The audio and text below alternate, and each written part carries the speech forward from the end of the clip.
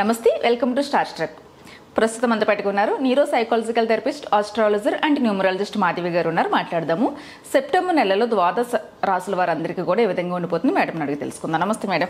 నమస్తే madam, September నెలలో వృశ్చిక రాశి వారందరికీ ఏ విధంగా ఉండిపోతుంది? సెప్టెంబర్ నెలలో వృశ్చిక రాశి వారందరికీ కూడాను గత 2 months నుంచి మీరు కొంచెం ఇంప్రూవ్మెంట్ ఇన్ లైఫ్ స్టైల్ ఇలాంటివి చూస్తుంటారు. లేకపోతే తర్వాత మీరు కనుక ఇదివరకు నా వీడియోలు కనుక ఫాలో అయ్యి ఉంటే కనుక నేను అప్పట్లో కూడా చెప్పాను, వృశ్చిక రాశి వారికి అంతర్గత శత్రువులు కానివ్వండి, బహిర్గత శత్రువులు కానివ్వండి కొన్ని బయటపడతాయి అని చెప్పాను. జూన్ 30వ తారీఖు దాటిన తర్వాత మీ అందరికీ కూడా ఎటువంటి ఏదో ఒకటో రెండో ఎన్నుంటే అని అంతర్గత శత్రువులు కానివ్వండి, బహిర్గత శత్రువులు కానీ బయటపడి ఉండుండొచ్చు. వార్త రూపేణ, విషయ రూపేణ, లేకపోతే పరిస్థితి రూపేణ. అర్థమైంది కదా? అలాంటివేవో ఉండుండొచ్చు. అవన్నీ కూడా మీరు ఈ పాటికి చాలా చక్కగా సరి చేసుకొని ఉండొచ్చు. కొంతమందికి ఆరోగ్యపరంగా అయి ఉండొచ్చు, కొంతమందికి శత్రువుల పరంగా అయి ఉండొచ్చు, కొంతమందికి వృత్తిపరంగా అయి ఉండొచ్చు, కొంతమందికి వ్యాపార పరంగా అయి ఉండొచ్చు.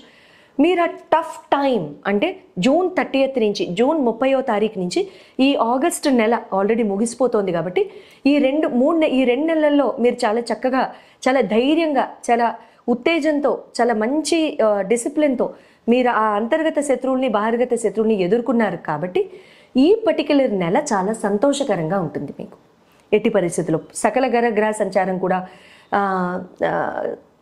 పరిగణనలోకి తీసుకుంటూ మీకేమవుతుందంటే చాలా అంటే మంచి సోషల్ సర్కిల్ పెరగడము, ఇంట్లో ఏదైనా ఆహ్లాదకరమైన చిన్న గెట్ టుగెదర్ కానివ్వండి, పూర్తి ఫ్యామిలీ ఒకే చోటికి రావడం కానివ్వండి, సడన్ సర్ప్రైజులు రావడం కానివ్వండి, ఫ్యామిలీని కలుసుకోవడం కానివ్వండి, లేకపోతే విడిపోయిన ఫ్యామిలీ మెంబర్స్ మళ్ళీ కలిసిపోవడం కానివ్వండి, ఇలాంటివన్నీ జరుగుతూ ఉంటాయి వృశ్చిక రాశి వారికి. ప్రాపర్టీ మ్యాటర్స్లో కానివ్వండి, యాన్సెస్ట్రల్ ప్రాపర్టీ చేజిక్కక బాధపడుతున్న వాళ్ళు కానివ్వండి, లేకపోతే మీరు ప్రాపర్టీ కొనుక్కోవాలనుకున్నా అది కొనుక్కోలేక బాధపడుతున్న వారు కానివ్వండి, ఎన్నో నాళ్ళుగా ట్రై చేస్తున్న వాళ్ళు కానివ్వండి, బాధ అని ఎందుకనాలి? ఆ టైం రాలేదని అనుకుంటే మనకే మంచిది, ముందుంది మంచి టైం అనుకుంటే ఇంకా మంచిది. సో కాబట్టి ఆ టైం ఇప్పుడు వచ్చిందని అనుకోండి, చాలా చక్కగా మీకు మంచి డీల్స్ ఏమైనా కుదిరితే వెంటనే కొనుక్కోండి. ఇబ్బంది అంటూ ఏమీ ఉండదు, ప్రాబ్లం అంటూ ఏం లేదు. మీరు చాలా చక్కగా మీకు కుదురుతాయి కూడా. కానీ ఒకటి, ఎప్పుడు కూడా వాస్తు అనేది చాలా చక్కగా ప్రకారంగా చూసుకుని చేయండి. అంతేగాని హడావుడిగా వెళ్ళిపోయి కొనేసేసి ఆ తర్వాత అది అమ్మలేక అలాంటివి వద్దు. ఎందుకంటే ఎప్పుడు కూడా వాస్తు బాగుండలేనప్పుడు తొందరగా కొననిస్తుంది, అమ్మనివ్వదు. సింపుల్ అది. నిజమే. వాస్తు బాగున్నప్పుడు అమ్మనివ్వదు, బాగున్నప్పుడు అమ్మని. రెండు కూడా అది అమ్మకానికి రాదు, అమ్ముడు పోదు. అమ్ముడు పోతుంది. అప్పుడు బాగుంటే అమ్మకానికి రాదు అసలు. ఒకవేళ పొరపాటున వస్తే అమ్ముడు పోతుంది. అదే కనుక బాగుండలేదనుకో వదలదు, జిడ్డు. ఒకసారి చూసుకోవాలి ఖచ్చితంగా. అలా కనుక చూసుకున్నట్లయితే మీరు చాలా చక్కగా, మీకు ఏమన్నా నచ్చితే చక్కగా ముందుకు వెళ్ళండి.